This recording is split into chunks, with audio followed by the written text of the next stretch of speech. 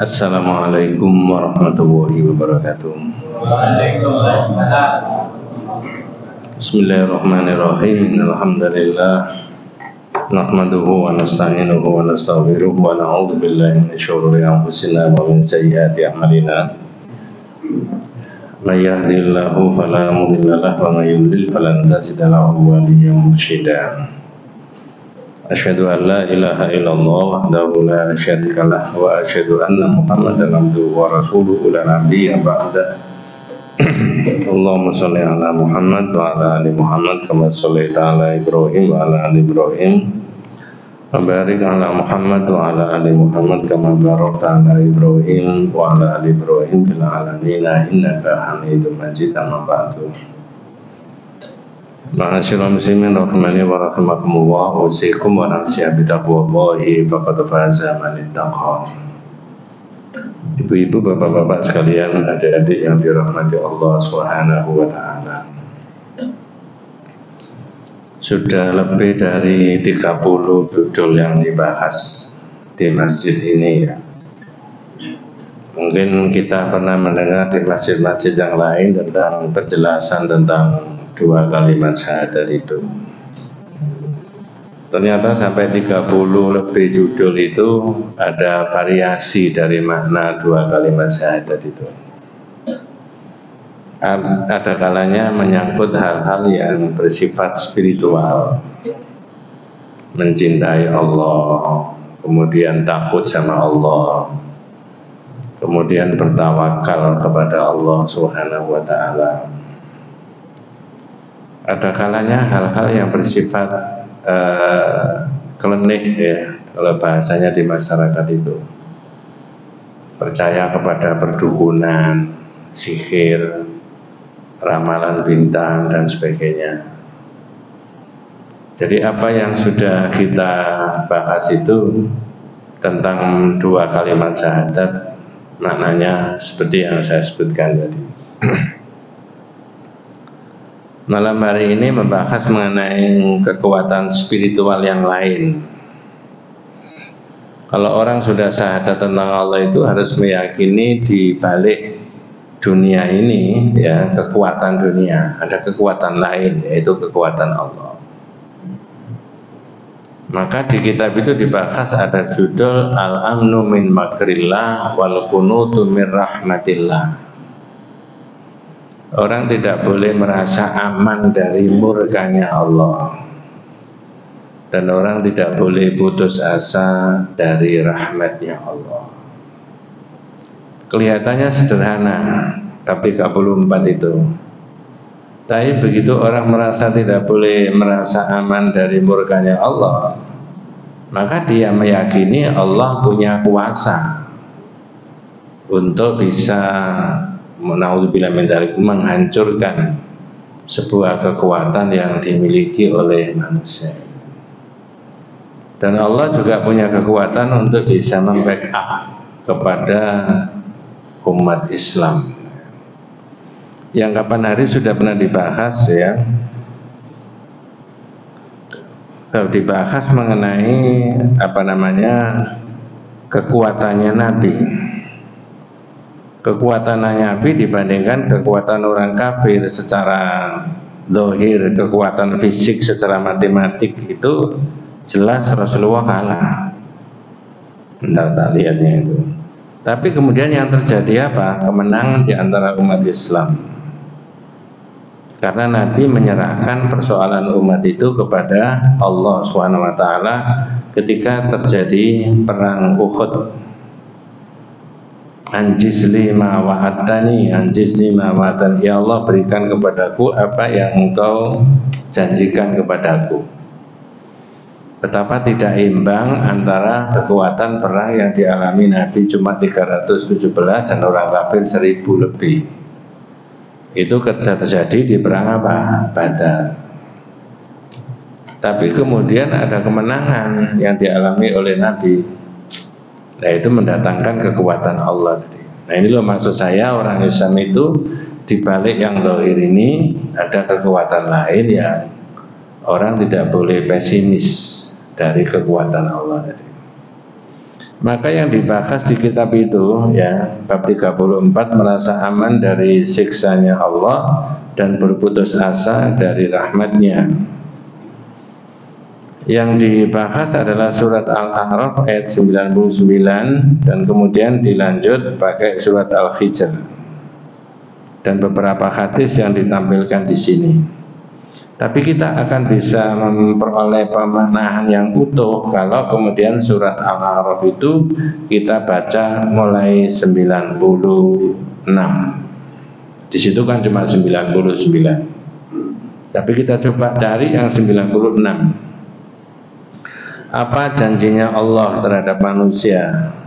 Ya, yang ada di Al-A'raf 96 tadi. Ayat ini sudah sangat populer, ya, sangat seringkali kita dengarkan. A'udzubillahi minasyaitonirrajim. Bismillahirrahmanirrahim. Walau anna ahlal qura amanu wattaqau la fatahna 'alaihim barakatim minas sama'i wal ardi. Sampai di situ dulu, monggo. Ada terjemahnya? Monggo. Surat Al-A'raf 96. Dan sekiranya negeri beriman dan bertakwa, ya, pasti kami akan melimpahkan kepada mereka berkat dari langit dan bumi. Sampai di situ. Sekarang saya tanya, apakah konsep barokah yang Allah janjikan itu pasti terjadi? Barokah dari mana tadi? Dari langit dan dari bumi. Barokah itu apa? Sudah pernah kita bahas di bab yang ke-9 kalau tidak salah. Ya. Jadi yang ke-9 itu menyebutkan barokah itu kathratul khair wa tubutuhu, banyaknya kebaikan dan kebaikan itu mengalir terus, itu namanya keberkahan. Ada kebaikan. Tetapi kata Al-Utsaimin, wa talabul barokah la yakhlu min amrayni itsnaini. Orang mencari berkah tidak lepas dari dua. Jangan di luar dua itu. Apa? Satu, bi amrin syar'iyyin, dengan sesuatu yang menurut syariat. Artinya benda, barang, waktu, tempat disebut ada barokahnya, yang menyebut adalah Allah. Contoh, apakah bulan Ramadan itu ada bulan penuh barokah? Yang menyebut siapa? Hadis. Ya, itu sudah dibahas itu di bab 9 kalau tidak salah itu ya. Kemudian apakah Al-Quran itu ada barokahnya? Jawabannya iya. Yang menyebut Al-Quran sendiri, kitabun anzalnahu ilaika mubarak, kitab yang saya turunkan kepadamu Muhammad itu ada barokahnya. 3, apakah air itu ada barokahnya? Ada. Wa nazzalna minas sama'i ma'am mubarak, kami turunkan air dari langit yang ada barokahnya. Tapi barokah itu tadi dimaknai sesuai dengan apa oleh para ahli tafsir. Kalau air berarti kathirul manafi', banyak manfaatnya. Kalau Quran berarti hadzal kitabun nafi' linnas, itu kitab bermanfaat buat manusia.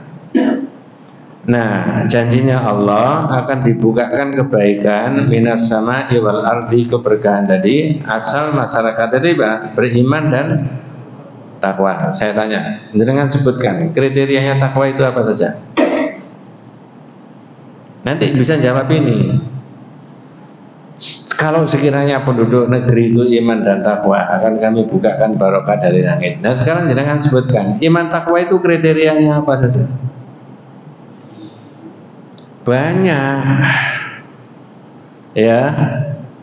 Ada misalkan i'dilu huwa aqrabu littaqwa, berbuat adillah, karena dengan berbuat adil itu kamu bisa mendekatkan menjadi orang yang apa? Takwa. Berarti saya tanya, keadilan itu bisa mendekatkan orang menjadi orang takwa enggak? Ya. Nah, kalau kemudian adil itu diterapkan, berarti ada keberkahan enggak kira-kira? Ada. Nah, itu ayatnya jelas itu ya. Salah satu indikator daripada takwa itu adalah adil. Adil kepada diri sendiri, adil kepada orang lain, dan adil kepada Allah. Adil bisa macam-macam aspeknya. Ya, Pak, begini, manusia ini oleh Allah ditaruh di dunia. Pertanyaannya begini, apakah kekayaan dunia ini dimakan oleh orang sedunia itu habis? Jangan bicara dunia, Indonesia, walaupun itu bukan ilmunya dengan ilmu saya. Apakah kekayaan Indonesia ini dimakan penduduk Indonesia 275 juta penduduk Indonesia itu habis? Andai kata penduduk Indonesia dilipatkan dari 175 menjadi 2 kali lipat, habis nggak? Tapi sekarang sudah semuanya sejahtera nggak? Mengapa tidak sejahtera? Tidak ada keadilan. Betul Pak ya? Itu bukan karangan manusia. Ya, wes. Jadi iman takwa itu indikatornya salah satu keadilan. Surat Al-Baqarah itu loh yang paling gampang, jangan baca alif lam mim dzalikal kitabul la raiba fihi hudal lil. Terusnya gimana? Alladzina yu'minuna, apa bahasa Indonesia alladzina yu'minuna bil ghaib itu? Beriman kepada. Nah, sekarang tanya, apakah andai kata penduduk negeri itu beriman kepada yang gaib itu kemudian timbul keberkahan? Loh, gak pede. Apakah andai kata penduduk negeri itu betul-betul beriman kepada yang gaib itu kemudian timbul ada keberkahan? Iya. Nah, sekarang diurai. Beriman kepada yang gaib itu implementasinya bukan hanya diucapkan. Saya percaya Mas, pertanyaan kubur itu ada, nah itu gaib. Saya percaya Mas, surga itu ada, neraka itu ada, nah itu gaib. Kalau sudah percaya pada gaib itu, maka orang berhati-hati di dalam kehidupan dunia. Ngambil duit APBN 1 juta saja yang bukan haknya, mau nggak kira-kira? Nah, sorry Pak, loh, cuman bawa pulang. Iya, bagi saya besar uang ini Pak, bisa pakai BBM, bisa ini, bisa itu dan sebagainya. Tapi saya itu loh beriman kepada yang gaib kok. Nanti kalau saya ditanya gara-gara uang 1 juta ini gimana? Saya mati. Coba kalau orang Indonesia dari Sabang sampai Merauke yang Muslim pikirannya begitu, aman nggak negaranya sampai itu? Aman apa amin?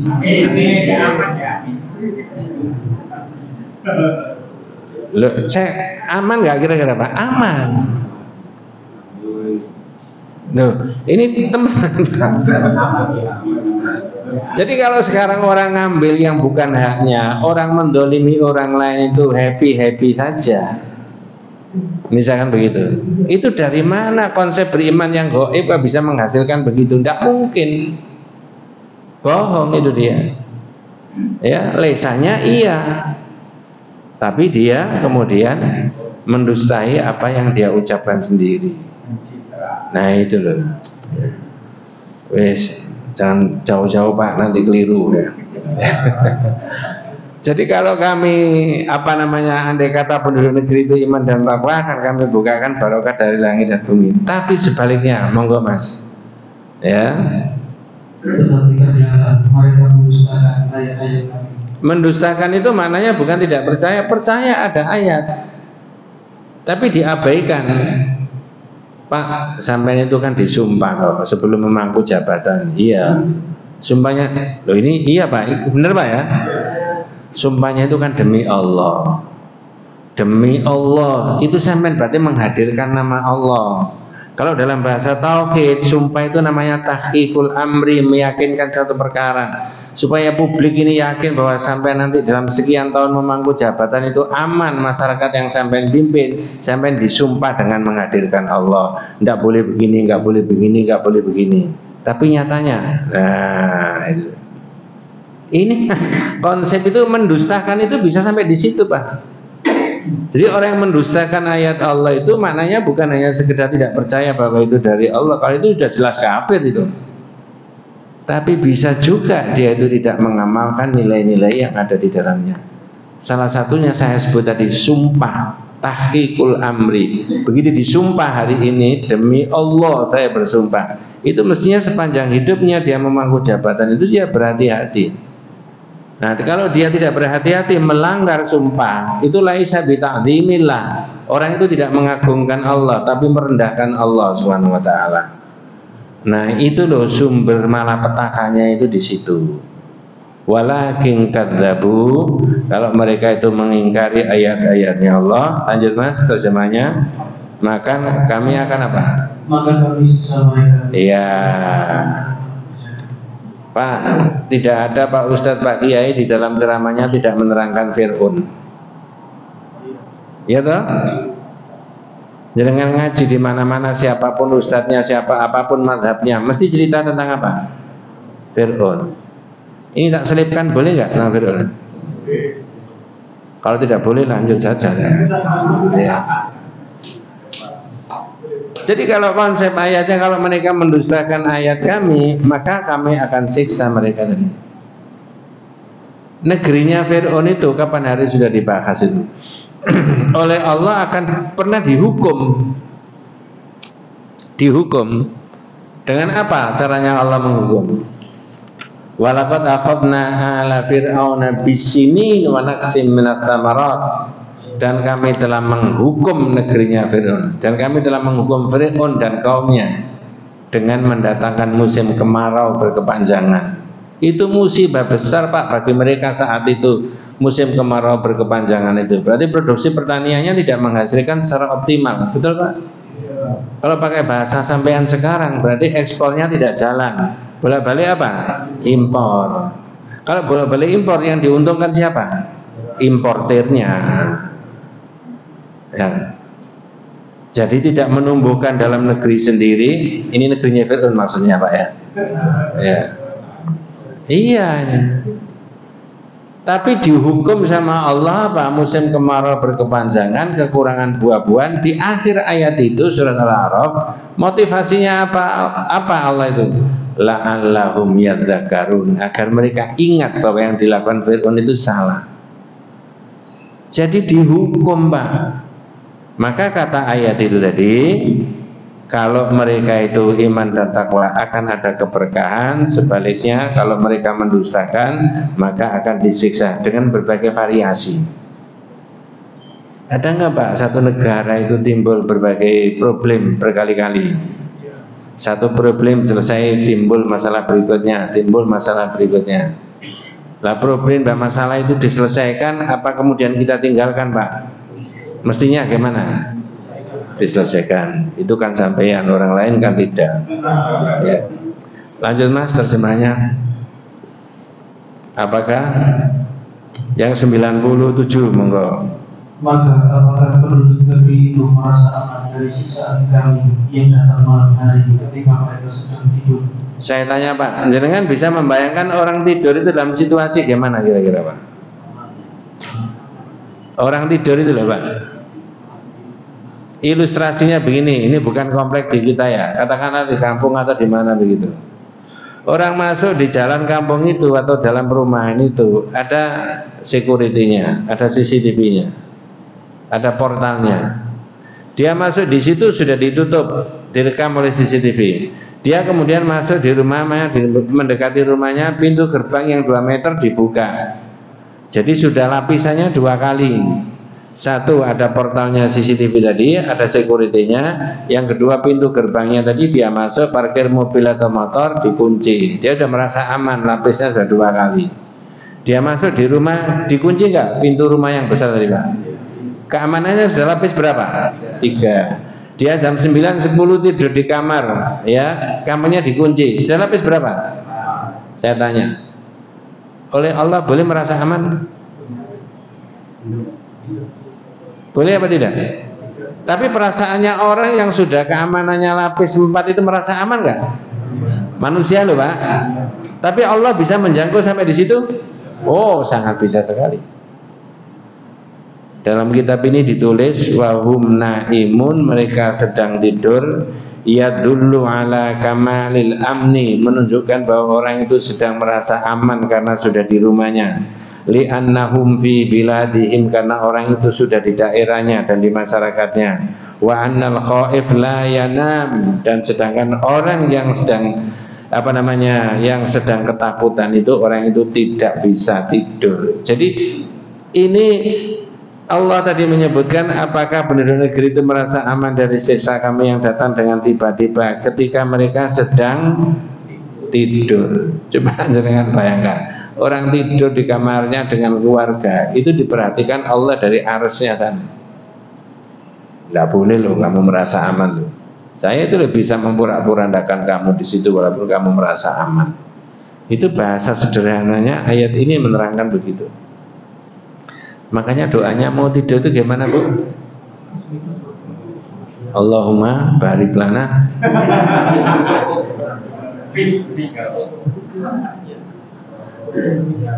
Allahumma ahya wa. Boleh jadi dengan tidur tadi besok nggak bisa bangun lagi. Betul Pak ya? Lalu di pojok masjid sana ada pengumuman, Assalamualaikum warahmatullahi wabarakatuh. Kalimat berikutnya apa?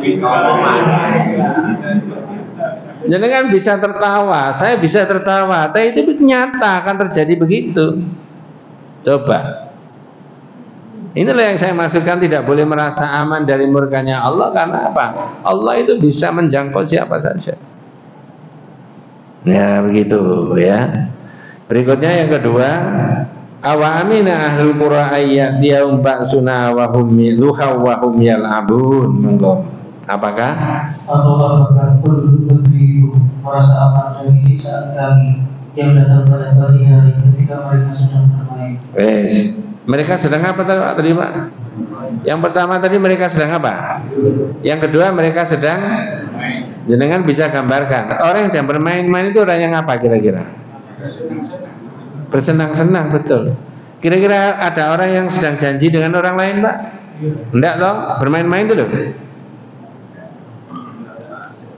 Cuma saya nggak bisa memberi contoh bermain-mainnya itu gimana itu. Apa mancing, apa lomba burung, apa gimana itu? Ya.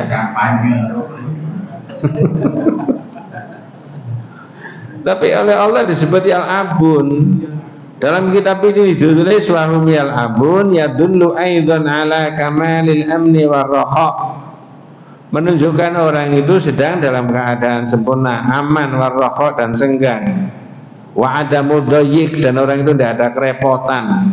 Ya, lianna law kana 'indahum dhayyikun, andai kata orang itu ada kerepotan fil aish misalan, dalam masalah rezeki misalan, ya la dhabu yatlubuna rizqa, tentu saja itu orang akan pergi bekerja kalau dalam kerepotan. Maka oleh Allah disebut wahum yal'abun, mereka sedang apa? Bermain-main. Janji dengan orang juga tidak, badannya sakit juga tidak, ada masalah di rumah juga tidak, kerepotan dalam masalah finansial juga tidak, maka dia lakukan apa? Main-main. Jadi ini kelihatannya sepele, tapi dengan dan saya diingatkan sama Allah bahwa situasi begitu orang tidak boleh merasa aman. Terakhir dari ayat ini, afa aminu makrallah fala ya'manu makrallah illal qaumul khasirun. Monggo. Atau apakah mereka merasa aman dari siksaan Allah? Nggih. Yang tidak terduga-duga. Tidak ada yang merasa aman dari siksaan Allah selain orang-orang yang budi. Ya, saya beri contoh Pak. Entah berapa tahun yang lalu, itu kabarnya menurut berita saat itu ya, tapi media sosial tidak seperti sekarang ini derasnya dan ramainya. Ada seorang yang kita juga tidak kenal orang itu, hanya tahu di berita saja. Orang ini kekayaannya sudah tingkat nasional barangkali begitu. Usahanya di bidang properti, bahkan bukan hanya di Indonesia sampai di luar negeri. Anjana kan bisa tahu orang itu linknya dengan presiden sangat begini. Ya, gampang saja dapat KTP LC dari situ untuk ini, untuk itu dan sebagainya. Kira-kira begitulah gambarannya. Orang yang demikian itu kira-kira keamanannya sudah sangat ekstra nggak Pak? Ekstra, luar biasa. Kalau hanya di rumahnya ada CCTV aja, itu kelas bawah jenengan dan saya Pak. Ada bodyguardnya nggak kira-kira? Ada, bahkan mungkin ada mobilnya yang anti peluru nggak kira-kira? Ya, itu dohirnya kita lihat karena sudah reputasinya orang itu dalam bidang bisnis itu bukan hanya nasional kan. Nah, jenengan masih ingat nggak beritanya? Naudzubillah min dzalik. Ini saya sebut walaupun saya tidak tahu orangnya, tidak kenal orangnya. Kalau dia muslim, mudah-mudahan dia diberikan maghfirah sama Allah, ampunan sama Allah. Matinya kenapa? Tragis. Begitu dia pulang dari entah dari mana, menurut CCTV saat itu yang ditayangkan di televisi, kemudian dibuntuti oleh 4 atau 5 orang penjahat, naudzubillah min dzalik. Lalu seisi rumah itu digiring kemana? Ke kamar mandi. Dikunci nggak sama penjahatnya dari kamar mandi? Masih ingat ada berita begitu bila? Yang meninggal berapa? 1 apa 2? Apa lebih dari itu? Lebih dari itu. Apa korelasinya dengan begini? Itu kan sepele mestinya bagi dia, ya. Tapi Allah menentukan lain, karena kekuatan dan kekuasaan Allah itu bisa menjangkau sampai di situ. Maka orang tidak boleh merasa aman dari murkanya Allah, walaupun sudah yang saya katakan tadi lapisannya kayak begitu keamanannya.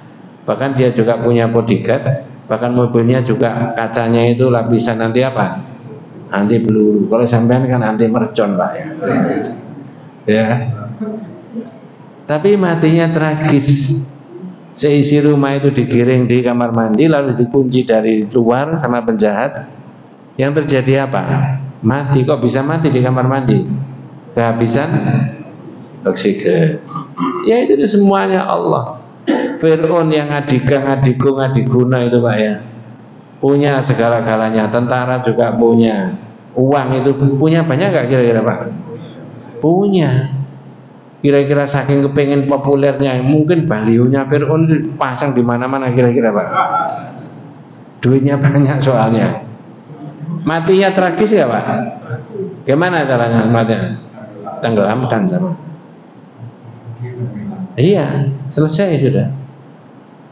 Itu loh Allah itu tadi. Nah, maka di dalam kitab ini sebenarnya dijelaskan dalam situasi apapun orang tidak boleh merasa aman. Dalam hadisnya yang ditulis di situ, Pak, belum ayat yang sebelumnya belum ya. Ya. An Ibnu Abbas anna Rasulullah sallallahu alaihi wasallam su'ila anil kaba'ir. Bahwa Ibnu Abbas sesungguhnya Rasulullah ditanya tentang kaba'ir, dosa besar. Faqala asyirku billah. Apa? Syirik kepada di mana-mana, Pak, ketika Rasulullah ditanya itu mendudukkan syirik ini persoalan yang paling apa? Utama. Ya, kejahatannya kepada Allah tadi. Karena orang dianggap orang itu berani kepada Allah. Kalau syirik itu di situ, ya. Tapi kalau selain dari syirik itu paling dominan adalah menghadapi manusia, bukan kepada Allah. Kemudian waliyaksu mirauhillah, yaitu putus harapan dan putus asa dari rahmatnya siapa? Allah. Yang ketiga al-amnu min makrillah, merasa aman dari murkanya Allah. Ya, tidak bisa begitu. Nah, inilah sebenarnya Nabi menderetkan bahwa dosa besar itu termasuk diantaranya perasaan itu. Ya, tidak boleh putus asa dari rahmat Allah dan tidak boleh merasa aman dari murkanya Allah. Nah, sekarang kita bahas yang kedua, orang tidak boleh putus asa dari rahmatnya Allah.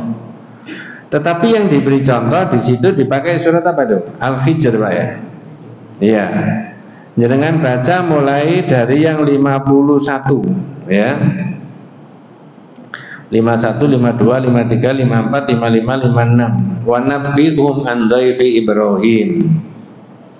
Jadi ini menjelaskan mengenai putus asa dari rahmatnya Allah, ya. Dalam event berbagai perjuangan juga orang tidak boleh putus asa dari rahmatnya Allah. Kalau orang putus asa dari rahmatnya Allah, berarti orang itu merasa bahwa Allah itu tidak punya kemampuan.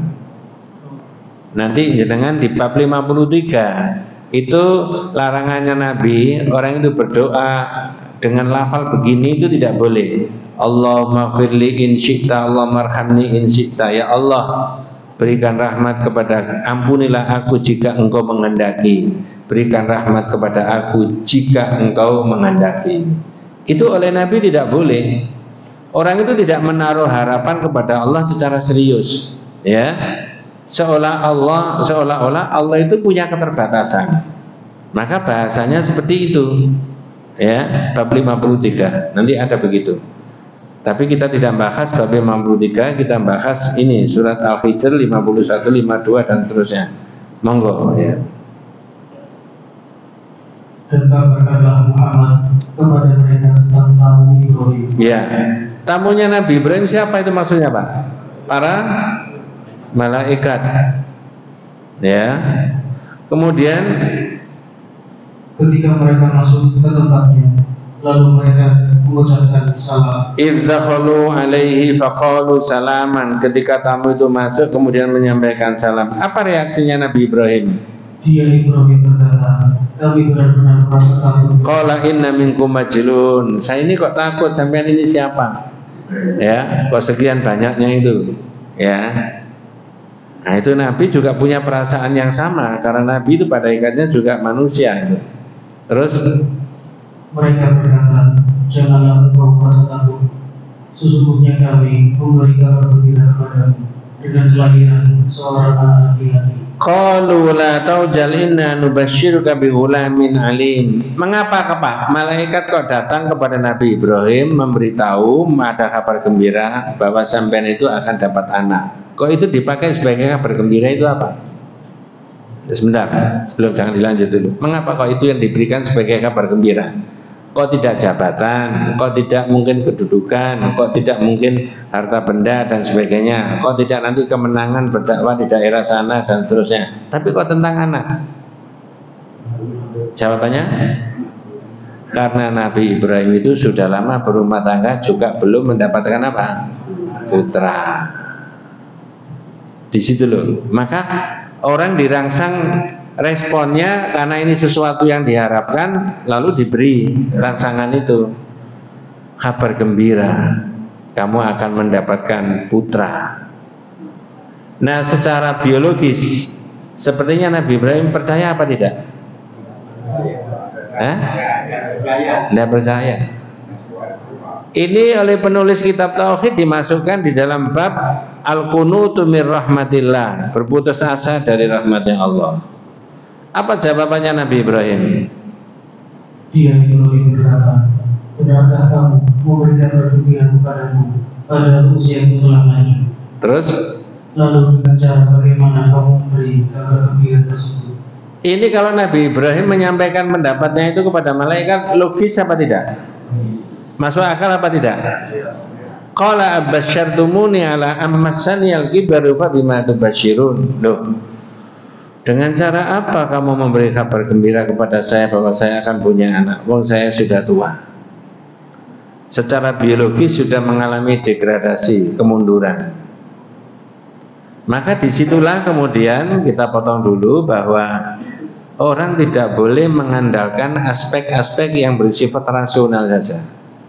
Maka di tauhid itu Pak, yang dimajukan itu dua, orang menghadapi apa saja. Yang satu adalah qadariyun maklumun, yang satu adalah syar'i.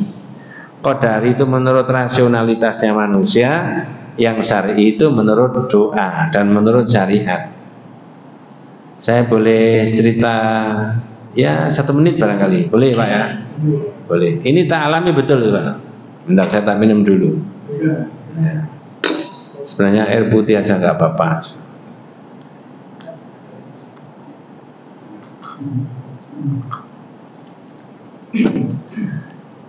Ini ibu-ibu yang punya perasaan kira-kira, karena ini pasiennya perempuan. Ada ibu di sepanjang itu yang masih produktif, kemudian dia merasa ada benjolan di sininya, lalu diperiksakan Pak Dokter, lalu di USG ternyata ada benjolannya betul, dan menurut hasil USG-nya itu ganas. Saya tanya ibu-ibu, kira-kira ibu-ibu yang masih produktif, masih usia ya produktif lah, terus kata Pak Dokter hasilnya begitu, itu panik, senang apa susah ya? Susahnya temenan Pak ya? Stres. Ini temenan Pak, saya alami. Kemudian ibu tadi tidak puas dengan USG, lalu dia diperiksa menurut ilmunya Pak Dokter, disuruh biopsi, diambil jaringannya, kemudian di lab. Kedua-duanya dicocokkan sama-sama ganasnya, ganas. Itu menurut ilmunya manusia, hitungan bulan, tinggal berapa bulan umurnya kira. Menurut teori, ya. Lalu menyampaikan ke saya, enggak usah panik, biasa saja. Kalau Pak Dokter begitu ya wajar, itu menurut ilmunya Pak Dokter, dan realitasnya begitu hasilnya. Terus apa yang bisa saya lakukan? Yang bisa dilakukan berdoa. Menyerahkan persoalan ini kepada Allah. Caranya, sampai didoakan orang lain boleh, saya doakan boleh, didoakan keluarga juga boleh. Kalau berkenan, setiap ada kesempatan saya doakan. Saya doakan, Bu. Kalau ini ilmunya Pak Dokter menurut teori yang dipelajari di biopsi, di USG dan sebagainya. Yang ini doa. Doanya saya majukan 2 hadis. Rabbina sa'adibil ba'sya isfi anta safila shifa'a illa shifa'uka shifa'an la yughadiru saqaman. Yang satu hadis yang dinukil oleh Majelis Tarjih Pimpinan Pusat Muhammadiyah. Hadis itu dimasukkan dalam bab ruqyah oleh Majelis Tarjih. Apa? Ada orang sakit diparani sama Nabi, ditanya. Pertanyaannya Nabi begini, ala arkika biruqyatin ja'ani biha Jibril. Pak, sampai mau tak bacakan doa, kata Nabi. Saya bisa begini, ini diajari Jibril. Nah, karena gurunya Nabi siapa? Jibril. Apa jawabannya? Bala ya Rasulullah. Nggih Kanjeng Nabi, monggo. Nah, baru orang itu dibacakan. Bismillah arkika wa huwa yasfika min kulli da'in fika wa min syarrin nafathati fil 'uqadi wa min syarri hasidin idza hasad. Di dalam doa itu nih Bu, ada wallahu yasfika. Allah yang menyembuhkan sampean. Betul ya? Nah, ini dikembalikan kepada Allah. Saya bilang kepada pasien tadi, oh enggak usah panik. Yang qadari ilmunya Pak Dokter diikuti, yang syar'i saya mencoba masuk lewat situ. Ya, atau siapa saja boleh. Sampai sekali tempo dia mau masuk dipanggil Pak Dokter, diperiksa satu-satu itu masuk di ruangnya Pak Dokter, itu saya doakan. Bismillah arkika wallahu yashfika. Wes ringkesnya cerita sampai dokternya sendiri membaca hasil biopsinya, ini ganas. Lalu dioperasi sama Pak Dokter, lalu di lab sama Pak Dokter, 1 bulan disuruh menunggu hasilnya di Geraha Amerta sana Pak. Ya, lalu hasilnya diterima, ditunjukkan saya, Bu, ini tidak usah di kemo. Kalau di kemo berarti apa Pak kira-kira Pak? Kalau di kemo agak berat nggak Pak? Tapi dia apa kan? Disinar. Loh, kok tidak di kemo? Katanya Pak Dokter cuma dia ya mengikuti aja. Akhirnya disinar. Berapa? 30 kali sinar. Mengikuti, masuk. Gak apa-apa. Sekarang itu loh, sehat, segar, bugar. Itu kondisi sudah 9 tahun yang lalu sampai sekarang. Ini saya pakai dalil untuk kita bukan nabi, bukan rasul, bukan wali, tapi pedoman itu ada di nabi. Orang tidak boleh putus asa dari rahmatnya Allah. Maka yang dimainkan 2, qadari dan syar'i tadi. Ada satu lagi. Ini jangan-jangan saya cerita tok ini nanti. Ini perkara tidak punya anak Pak. Namanya Mas Heru sama Mbak Wirta, teman saya jamaah ngaji di Sepanjang.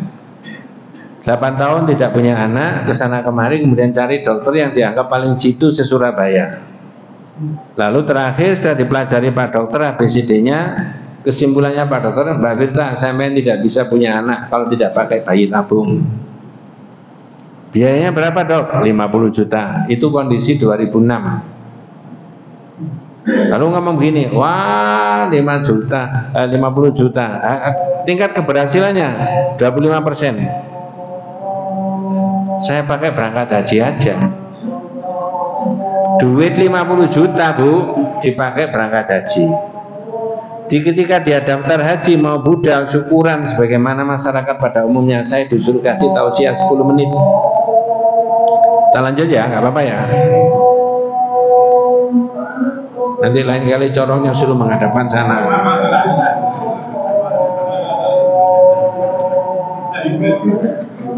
Nah ini guyon ya. Tapi saya selalu menganjurkan sesama sahabat kita umat Islam, janganlah mengganggu saudara umat Islam yang lain yang sedang melakukan ibadah. Kita juga jangan, gitu maksud saya. Ya, jangan ada niat begitu. Wes, apa yang mau cerita nih? Akhirnya saya disuruh kasih tausiah Pak. Begitu selesai menghadap ke saya berdua. Terus pun dipanaskan, ya sudah budal. Cuma ya mohon maaf Mas Heru ya, di tauhid itu yang saya ketahui, orang haji, orang ibadah itu jangan niatnya dapat dunia. Orang punya anak, tidak punya anak, itu urusan dunia. Haji itu urusan akhirat. Maka sampean berangkat haji jangan niatnya supaya punya anak. Tapi ya, di sana ada tempat-tempat yang mustajabah, silakan berdoa. Nah itu yang boleh. Beda. Berangkat haji niatnya ibadah dipanggil sama Allah, tapi di sana oleh Nabi ditunjukkan tempat-tempat yang mustajabah, lalu sampean boleh berdoa. Ngerti maksudnya Pak ya? Nanti dibahas di kitab ini bab 37. Ya. Sebelum berangkat pamitan sama Pak Dokter. Pak Dokter, saya mau berangkat haji. Tidak jadi saya bayi tabung. Doakan ya nanti kalau pulang dari haji itu saya punya anak. Dokternya itu mencep. Mencep itu apa? Guyu tapi apa? Sinis. Marah dia, ngomel sama lo, jangan ngomel sama saya dulu. Dokter jangan disalahkan, itu ilmunya dia, teorinya dia. Wes budal Pak. 2 bulan sampai di sana, pulang sampai di sana 2 bulan, istrinya tidak menstruasi Bu. Balik lagi sama Pak Dokter, dites kehamilan. Begitu dinyatakan positif hamil, apa komentarnya Pak Dokter? Loh, Mbak Firta, saya menikah hamil nih. Kok iso? Coba. Marah dia. Oh jangan dimarahi Mas. Ya. Itu ilmunya Pak Dokter. Kalau dia mempunyai penilaian begitu itu wajar saja. Lah dokternya itu tidak ngaji tauhid, masalahnya kan di situ. Saya ngaji tauhid bukan dokter. Itu loh. Sekarang anaknya sudah SMA, ada ikut program tahfidz. Inilah makanya Nabi Ibrahim tadi secara zahir merasa sepertinya tidak percaya, itu logis. Apa syartumuni ala ammasaniyal kibaru fa bima tubasyirun. Nah, supaya tuntas, lanjut. Jawabannya malaikat apa itu? Mereka menjawab, kami ini orang yang bergembira kepada Allah. Ya. Maka jangan engkau termasuk orang yang berputus. Qalu basyarnaka bil haqq fala takum minal qanitin. Loh, kami ini memberi kabar gembira kepada kamu dengan benar. Sehingga orang Islam tadi, 2 yang saya ceritakan, dan ini teks Al-Quran jelas, maka orang tidak boleh sekedar menonjolkan aspek-aspek yang bersifat qadari, aspek-aspek yang bersifat apa? Rasionalitas. Tidak boleh. Harus ada yang spiritualitas. Nabi tadi di perang Uhud jumlahnya 300, orang kafir 1000. Kok bisa menang? Ada kekuatannya Allah yang masuk. Nah, tidak tahu nanti sampai menang apa enggak? Enggak tahu saya.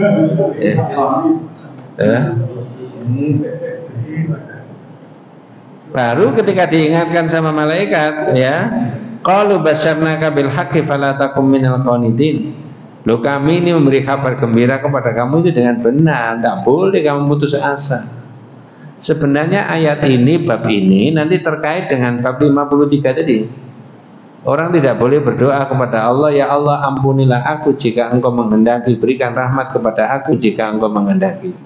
Itu kata Al-Utsaimin, orang yang berdoa dengan bahasa begitu, kelemahannya ada 3. Ya, ini 3 itu kebetulan aja Pak ya.